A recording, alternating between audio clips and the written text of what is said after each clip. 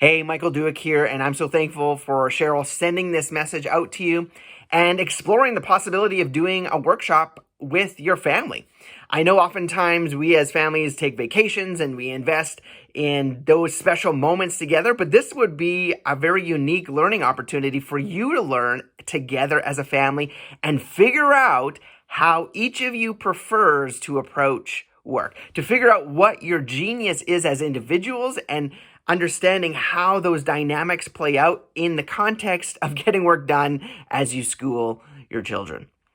That is a huge job, and I think there would be a lot of aha moments for both you and your high school students or your junior high students that are going to just help you to connect and have more grace, maybe eliminate some guilt and some judgment that we've had some misunderstanding of how our kids learn, how we like to teach, and we can maybe meld those together and move forward with greater effectiveness, especially for those students who are on the verge of graduating in the next couple years. I believe that this model will really help them to identify the kinds of work maybe that they should steer themselves towards in terms of their future careers. And with your help and your guidance, this is just a tool, and I think it'll be a really helpful tool because you know what? There are 6 activities necessary for doing any kind of work. You can take a look at my website, but real quick, those activities are first wonder, and that is the activity where we're looking for, hey, what is possible? We're asking the questions of, is there more that we could do here? Is there something else? Is this the best way? And that really sets up the next activity, which is invention. And people who have a genius in that activity, they love to create brand new solutions. They love to come up with ideas to solve the problems and answer the question that the wanderer has asked. And then we have the critical and equally important activity of discernment. And that is where people with that genius, they just have a natural intuition to know if something's viable, if something's going to work, or maybe if it needs to be tweaked. And then at the end of that activity, we eventually have to come to a decision. And once we come to that decision, then it's time to galvanize. And who loves galvanizing kids? I know that is actually not one of my geniuses, and it's not one of my wife's geniuses. But it's important that we do not skip that activity. We need to galvanize. And people who have that as a genius, they're fantastic at getting the kids rallied around a new project, a new thing that they're doing and say, hey, we got this idea. Let's get rallied around and support it. And then there's enablement. And that is another critical activity where we are responding to the call of the galvanizer. And we're saying, hey, you know what? I know exactly what we need to do to begin to have this idea grow legs and begin to take shape. And we often will call those people, or I'd be able to quickly identify them as team players. And then lastly, we have tenacity.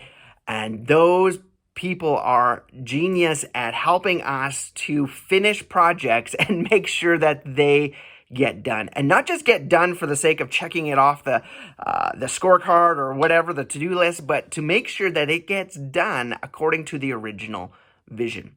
Now, maybe as I was talking about that, you maybe had some inclinations of, hey, you know what? I love to do that. Or maybe you're seeing where your family or your other family family members, your spouse, your kids are strong in some of those things, or maybe where they're maybe lacking. It's because when we have a genius, it means that not just that we're good at those things, but catch this, that we actually thrive and derive energy from. That is something I come back to over and over again when we're identifying what our genius is, because it's really about what gives us energy. And because it naturally gives us energy, we're going to approach school, we're going to approach work, we're going to approach our conversations from that lane just because that's what we enjoy. That's where we're energized by.